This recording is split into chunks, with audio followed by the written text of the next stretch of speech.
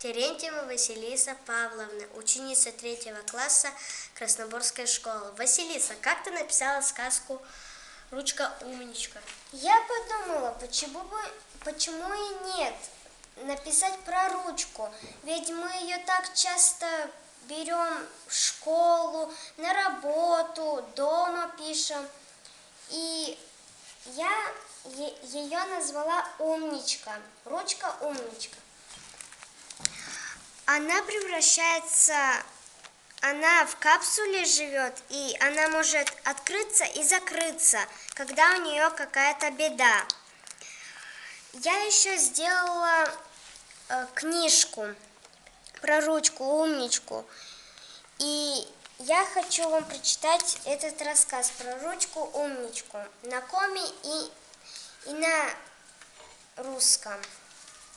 Жила-была ручка умничка. Она была очень умной, и она всем помогала, и все с ней дружили. Однажды случилась беда. Кто-то сломал подружку ручки умнички. Она горько плакала и пошла к речке Ижме. Начала звать Софию русалку.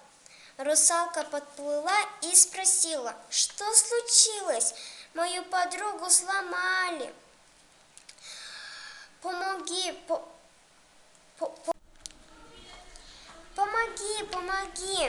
Положи свою подругу на берег реки, я ее вылечу. У нее небольшой перелом. Через 3 дня сломанная ручка ожила. Ручка умничка и София русалка были очень рады. Eni komivlun.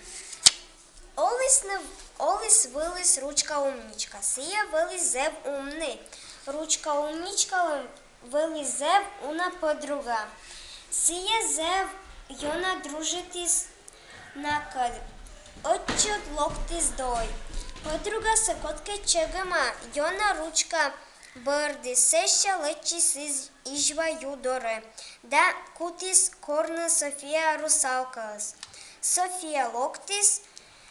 Мăi, Lois, менчим подруга чегиснус.